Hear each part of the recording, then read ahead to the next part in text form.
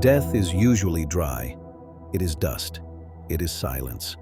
When a body has been resting for 2,000 years, we expect to find only dry bones, worn down by time. But in a hidden crypt in southern Italy, the laws of nature seem to have stopped, or perhaps been rewritten. For over a millennium, from the bones of a man who walked with Jesus, something impossible has been flowing. It is not water. It is not condensation. The faithful call it manna. Science observes it in silence, and it still happens today, precise, mysterious. But this is not the real mystery. The real mystery is not how it happens, but why. Why does the first man chosen by Christ still send this physical sign into our modern, skeptical world? There is a hidden message within that liquid, a message that connects the Old Testament, the Gospel, and your own life at this very moment. Stay with me, because we are about to descend into the crypt of Amalfi to discover what God is trying to tell us through the sweat of a saint. Amalfi is now a tourist destination, a jewel by the sea. But if you remove the tourists, the noise, and the camera flashes, what remains is a sacred place, a fortress of faith built almost hanging over the water. Beneath the main altar of the cathedral, there is a beating heart, a Baroque crypt rich with marble, gold, and frescoes. Yet its true treasure is invisible to distracted eyes. Down there rests Andrew, not just any saint, but the Protokletos, the first called. Picture the scene: Galilee, 2,000 years ago. A rough fisherman, calloused hands, the scent of salt water on his clothing. Andrew was the first to understand, the one who ran to his brother Peter shouting, "We have found the Messiah." Without Andrew, perhaps there would be no Peter. Without Andrew, the history of the church would be different, and the body that walked along the shores of the Sea of Galilee, that touched the garments of Jesus, that was crucified in Patras on an X-shaped cross, that body is here, and that body speaks. But how did it get here? And when did the miracle begin? We must step back in time. Andrew died a martyr in Patras, Greece. Even then, in the earliest centuries, pilgrims noticed something strange. A fine powder, or at times a fragrant oil, would rise from his tomb. They called it myron. It was the first sign that this body was not destined for simple decay. Then the story becomes turbulent. The relics were moved to Constantinople, the new Rome. And finally, in 1208, during the Fourth Crusade, Cardinal Pietro Capuano, an Amalfi native, managed to bring the body to his hometown. It is said that the arrival of the relics was accompanied by extraordinary signs. Nature itself seemed to bow. And once placed in the crypt, the phenomenon that had occurred in Greece began again in Italy. This is not a recent legend. We have documents from 1304, Renaissance chronicles, detailed reports from the 1600s. Kings, popes, saints such as Saint Francis of Assisi and Saint Bridget of Sweden looked upon this tomb with reverence.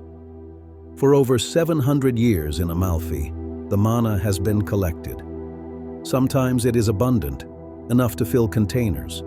Sometimes it is only a few drops, just a veil of moisture on the urn's walls. But one thing never changes. It is there.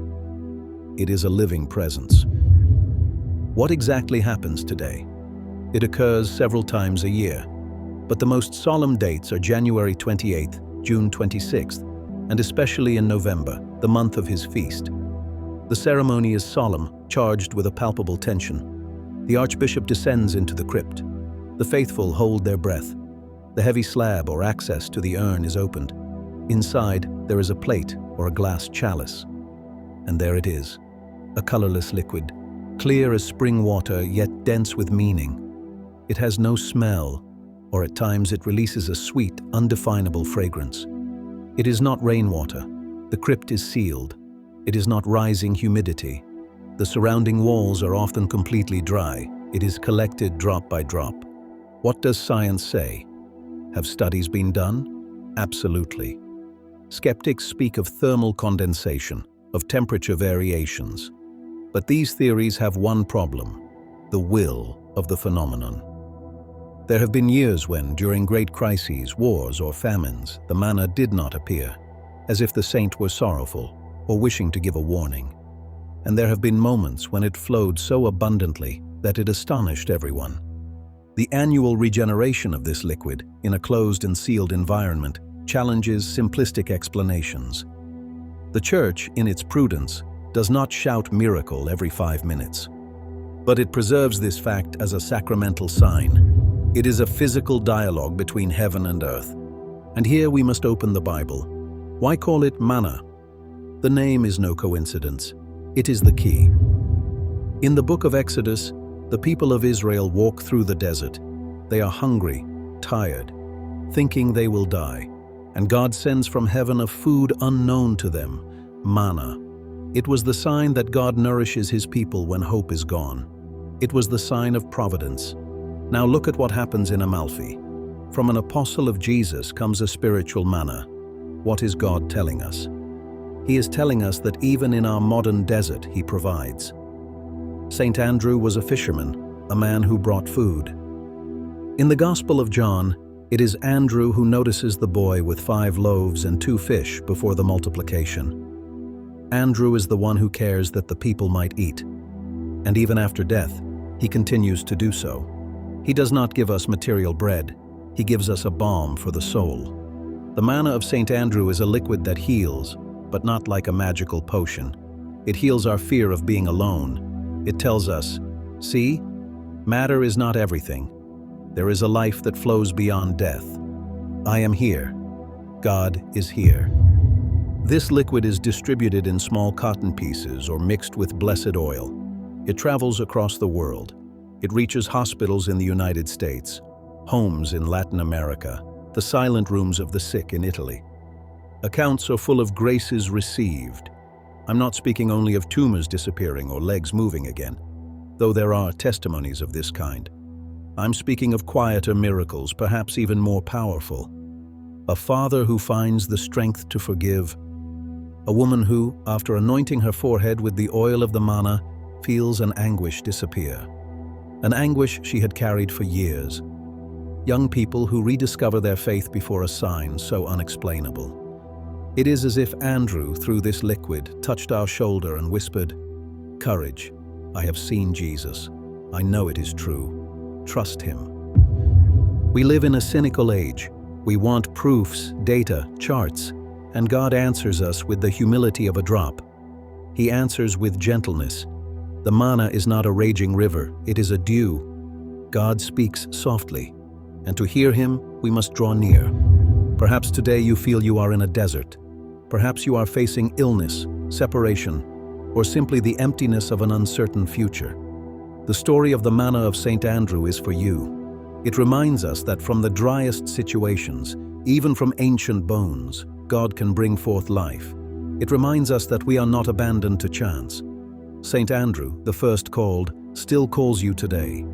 He invites you to look beyond the surface, not to stop at what your eyes see. The miracle is not only in the liquid, the miracle is in the heart that begins to hope again. But now I want to leave you with a concrete act. A way to unite our faith with that of millions who have prayed before these relics over the centuries. You don't need to be in Amalfi to receive this grace. Prayer knows no distance. I ask you to do something very simple now. Go down to the comments below. We are creating a virtual prayer chain, a river of hope. Write this brief phrase as an act of trust. Saint Andrew, in my dryness, bring me the manna of hope. And if you have someone specific in your heart, a child, a parent, a sick friend, write just their name next to the prayer. We will pray for one another. Your comment might be the drop of hope someone else needs. If this video has brought a little light into your day, subscribe to the channel and activate the bell. Each week we explore the signs of God's presence in history and in the world. Peace be with you.